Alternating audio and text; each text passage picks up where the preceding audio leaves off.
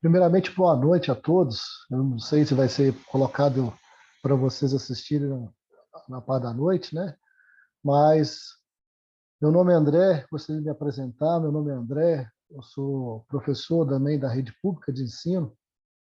São 18 anos já nessa luta na formação do ser crítico, né?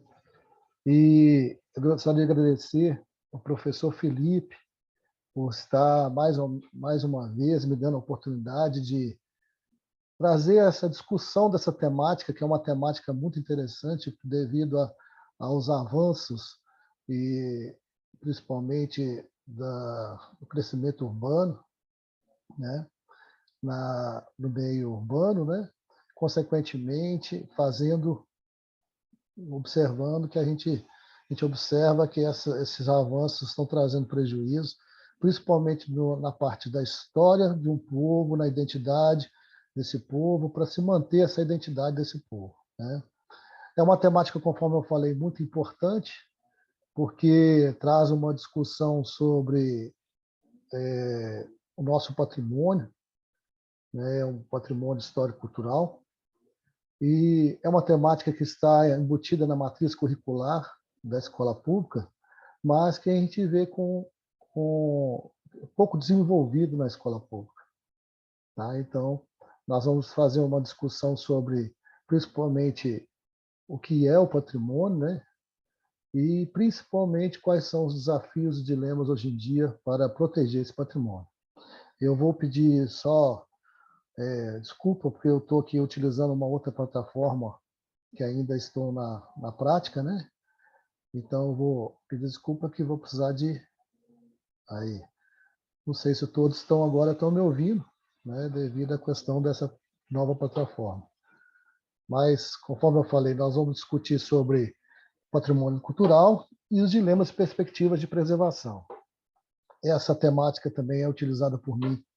Opa!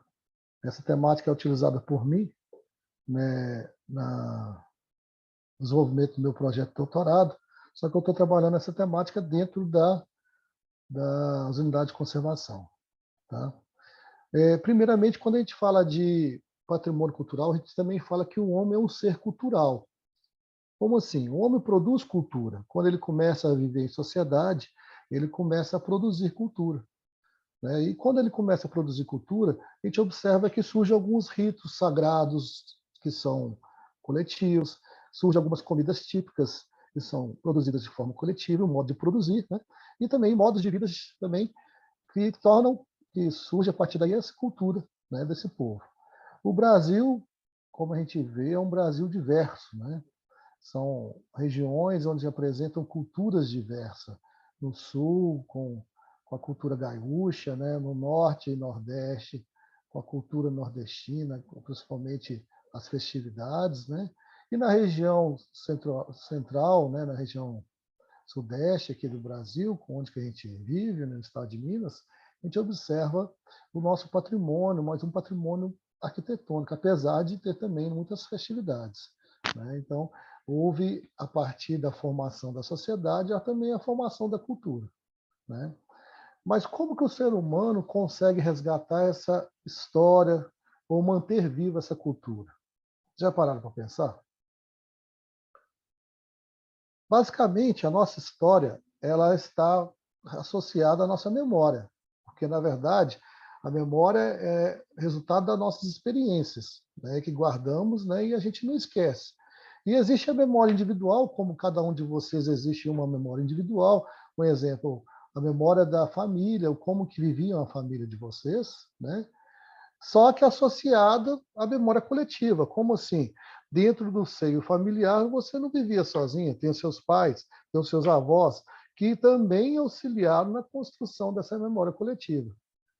Não é verdade? Então, a partir daí, surgem alguns lugares, né, de referência, onde que a partir daí constrói a nossa história. Né? Um exemplo, cada um de vocês deve lembrar aí da casa de vó, né?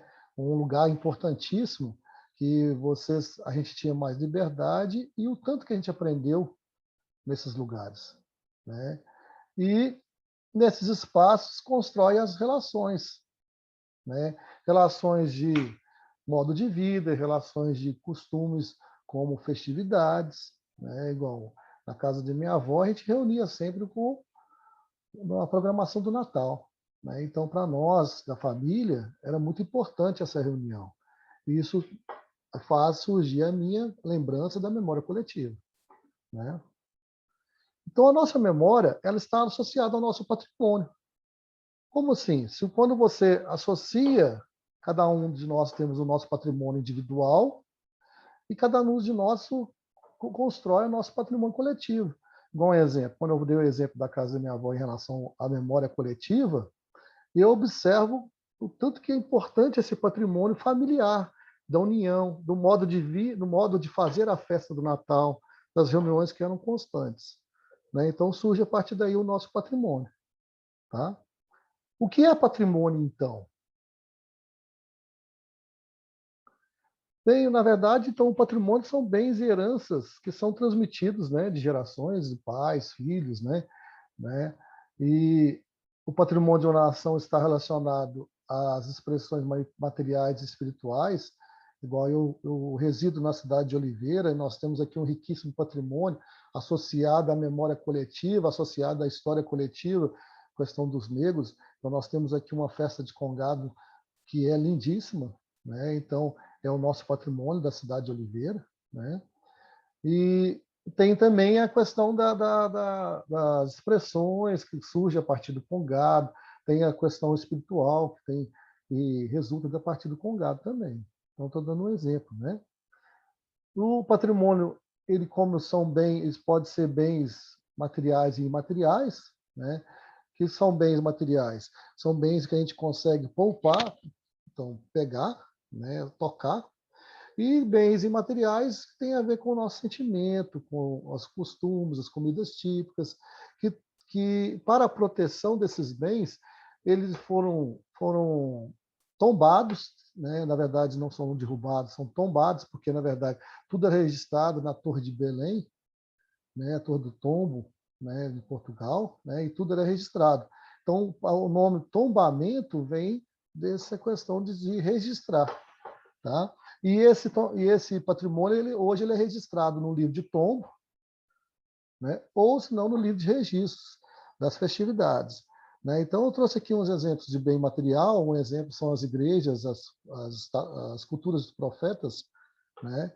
E o patrimônio material, nossas festividades, o modo de fazer o queijo de Minas, que hoje virou, basicamente, é resultante de um patrimônio só do povo mineiro, né? Do modo de fazer da região da canastra, tá? E o patrimônio também pode ser ambiental, né? Um exemplo são os lugares de importância histórica ou os lugares que têm uma relevância ambiental e cultural que deve ser preservado, tá? Como eu falei com vocês, então, os patrimônio material e o patrimônio imaterial são aspectos concretos da vida humana, e o patrimônio material são as manifestações populares, né, que representam a história de um povo, a tradição oral, né, e deixam de ser modificados ao longo do tempo. Como começou esse processo da preservação ambiental, a preservação patrimonial, né, no Brasil? Basicamente, na década de 20, não sei se vocês lembram, quando estudaram na história, surgiu um movimento modernista da Semana da Arte Moderna. E os modernistas queriam trazer o quê? Diminuir essa influência europeia no Brasil e trazer novamente essa identidade cultural, essa identidade do povo brasileiro. Então surgiram, né, algumas manifestações populares, artísticas no estado de São Paulo, né? E, a partir dessas manifestações, eles começaram a relatar o descaso do patrimônio nacional, principalmente na cidade de Oliveira, porque de Oliveira, não, de Ouro Preto, falei errado, na cidade de Ouro Preto, porque a capital de Minas foi deslocada para Belo Horizonte, e como Ouro Preto era antes da capital, o patrimônio ficou em Ouro Preto, né, os bens móveis, né, patrimônio arquitetônico, né, que tinha em Oliveira, em Ouro Preto, quer dizer, ele começou a entrar em processo de decadência.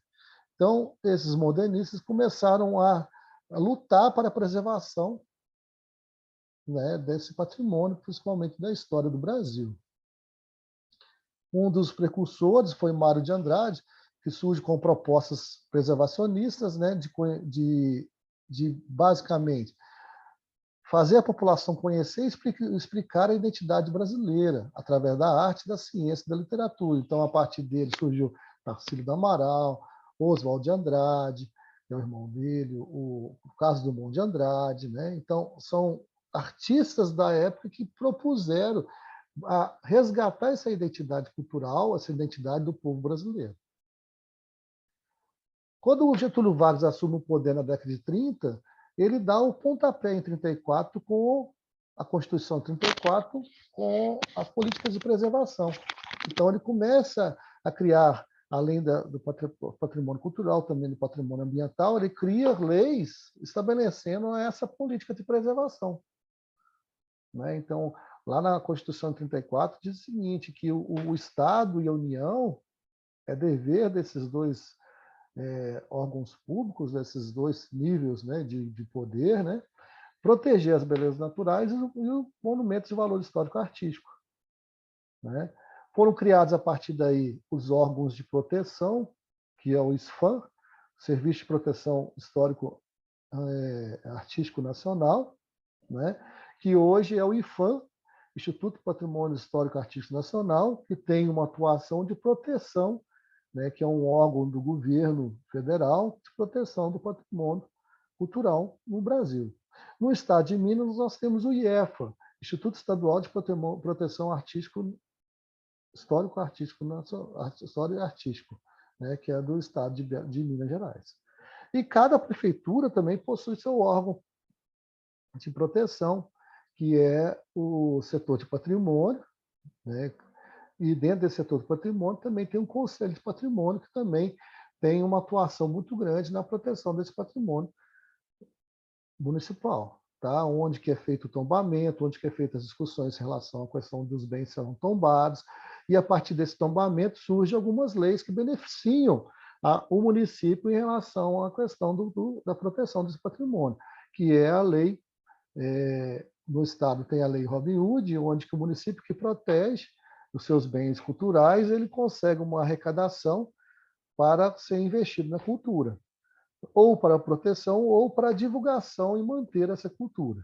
Né? Mas por que preservar esse patrimônio cultural?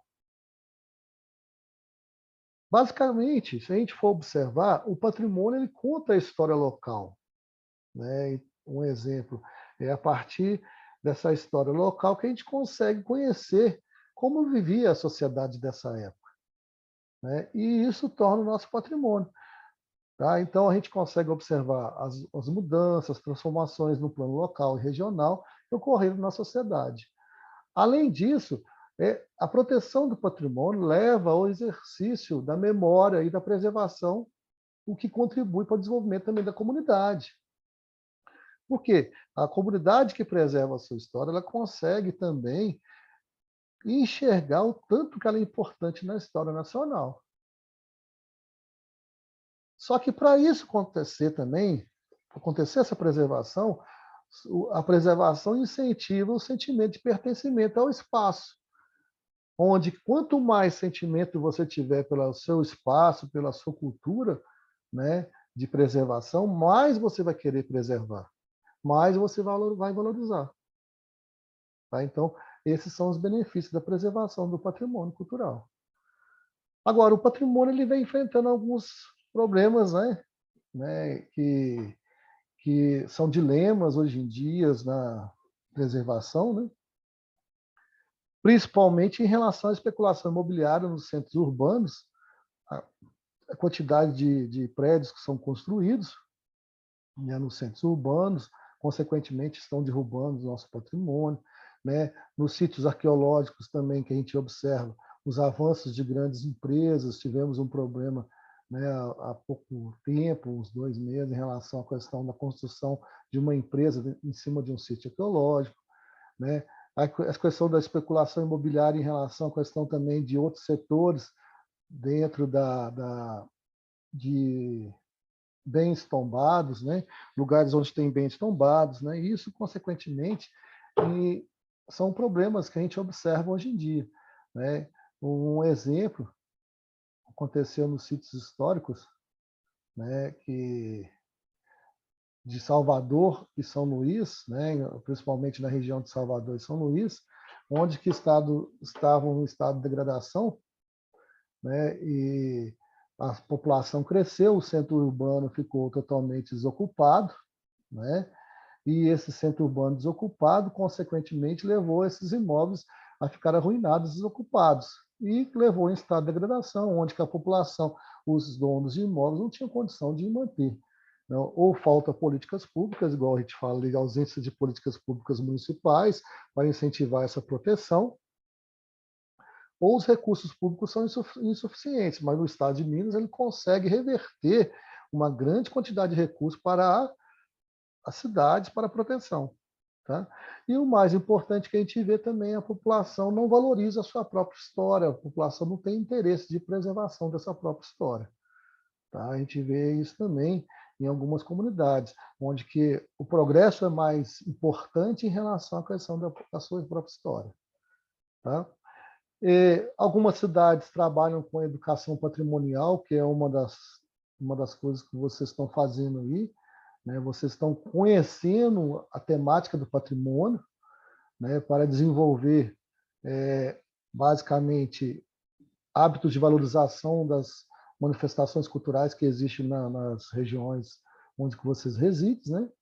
A partir daí, vocês vão construir, a partir dessa educação patrimonial, vocês vão construir uma identidade pessoal e coletiva, que vocês fazem parte dessa história. Nós somos seres, sujeitos históricos, então a gente faz parte dessa história, né? E a gente não pode deixar morrer. Vai surgir a partir daí um sentimento de pertencimento, né? Que uma concepção de patrimônio onde que o patrimônio é algo vivo, nós estamos dentro desse patrimônio, dentro dessa história, como eu falei, e vai resgatar também a cultura do local, da cidade de vocês. Né? E isso é importante, porque que é importante trabalhar com a questão da temática patrimônio, dentro da sala de aula também. Tá? Basicamente também, a educação patrimonial ela surge para desenvolvimento de interlocutores, então vocês serão interlocutores futuramente para a divulgação e propagação dessa temática, ou também da divulgação, né, dessa importância da preservação do patrimônio cultural. Vocês poderão, além de ser interlocutores dessa temática, divulgar a história de vocês, quem sabe, né, gerar aí renda ou gerar também emprego para a comunidade local, né, porque é importante. Tá? Além disso, vocês podem trabalhar na educação formal e não formal. Né? Como assim? Através de discussões, através de levar em espaços onde que tem manifestações culturais os alunos, né, abordando a partir daí essa identidade coletiva que existe nesses espaços não formais e formais também, destacando a partir daí os valores cognitivos, históricos, estéticos, afetivos e simbólicos desse patrimônio existente na região de vocês. Ok? Para encerrar, agradeço novamente, né, essa oportunidade de estar comentando, fazendo um breve comentário sobre a importância dessa temática, e deixo essa frase aí, né, para uma reflexão, que é importante a preservação. O processo de preservação pressupõe inicialmente a conscientização e a identificação de algo relacionado com memória e o passado, aos quais é conferido um valor tal que justifique esforços individuais e coletivos no sentido da sua manutenção no tempo. Tá? Espero que tenha ajudado nessa discussão sobre essa temática. Tá? Estou aí à disposição para tirar dúvidas, né? Pode enviar dúvidas, o professor pode me passar dúvidas, estou à disposição. Tá? E desejo a vocês aí, né, que vocês multipliquem essa ideia da preservação, porque nós estamos perdendo a nossa história devido à não valorização do nosso patrimônio. Agradeço pela oportunidade a todos aí. Tchau.